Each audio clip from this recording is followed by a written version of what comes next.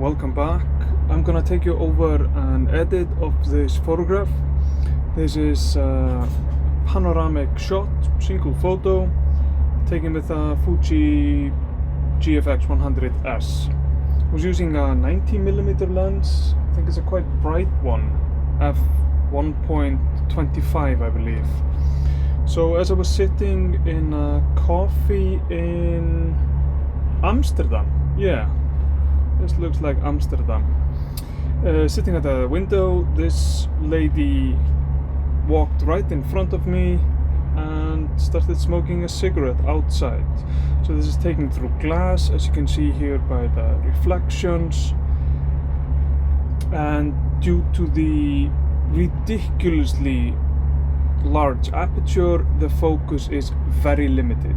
You can see here on the fingers that we are having beautiful details here, and here you can see how dramatic the focus fall off is from her shoulder to her collar over here. So the first thing that I'm seeing with this photo is on the right side we have a lot of greens, even though they're quite dark. And on the left side we have for some reason some pinkish purple tint, and then she's creating a triangle in the middle which is, well, orangey, yellow orangey. So we're gonna use those three colors as the prime colors for this image. And I'm gonna show you if we open up the color circle. Here we can see we are having the purple. This is matching on the left side. Greens are on the right side, and orange is in the middle. Wasn't gonna change anything, but you can see here how these three colors are gonna be the primary colors.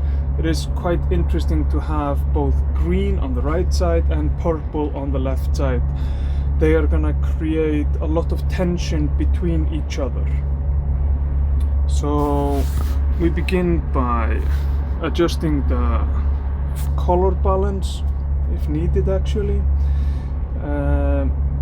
As we can see here, there is a little bit of purple cast. So we can simply adjust that by moving the tint, and I believe that minimal edit is needed here. Maybe something like this. Before and after. This is probably enough to color balance the entire image. So off we go to lighting. I usually start to see how the shadows are going to react, and that's mainly the greens that are being affected by the shadows and her arm. So we allow the greens to go quite decent amount up.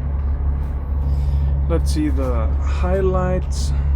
Okay, we take the highlights down a little bit and the whites against the highlights to create more contrast.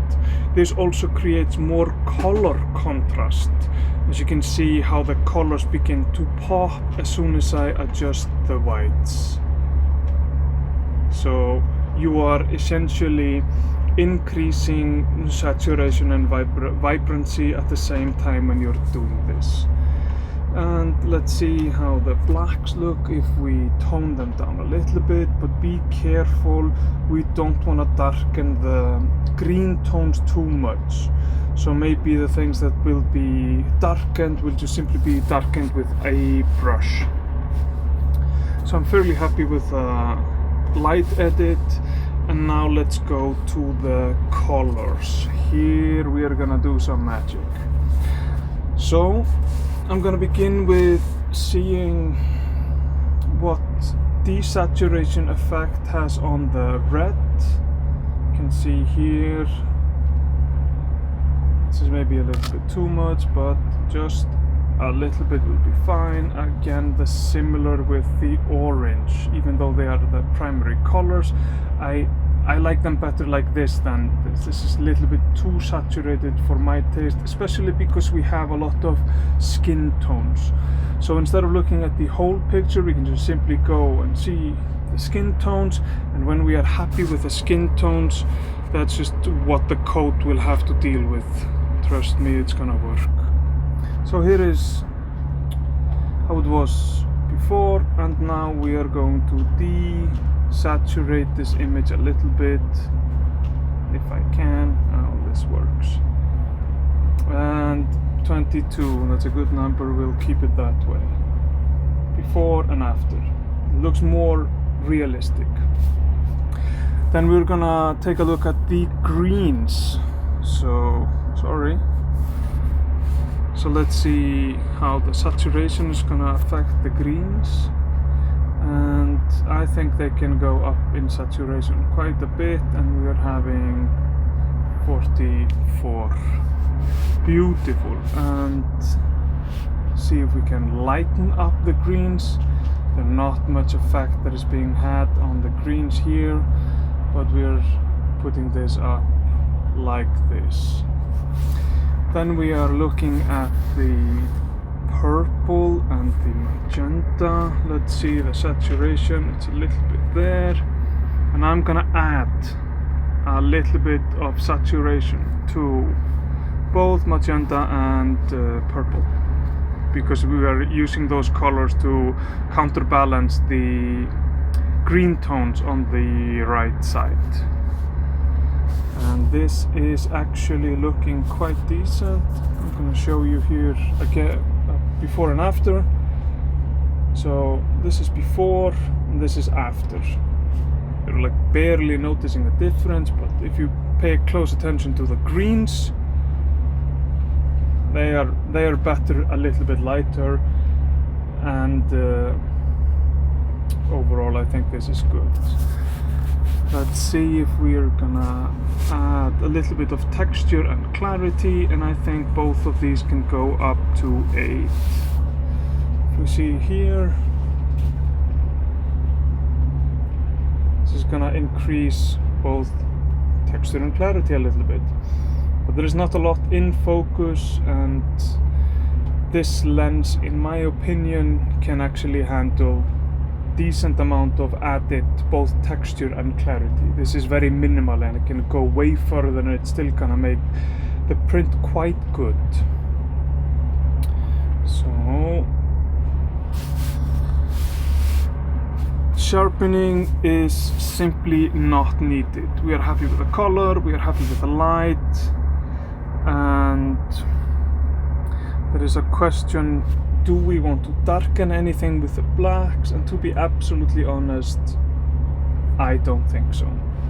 We can maybe even go the opposite direction and add in a brush, and this should be good, and add a little bit more exposure to the person in the triangle in the center. 1/3 of a stop, you know the drill. So this is before and this is after.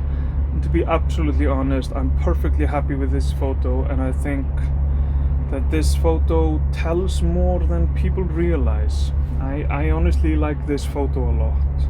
Sometimes I do this when I'm photographing in the street where the laws are not 100% on my side, so I try to respect, you know, people's privacy and photograph them in the way that they are, well, unpersonal. So you can't see who this photo or who is in this photo, but I'm pretty sure that those who know her will simply know her. And there you have it. Thank you for watching.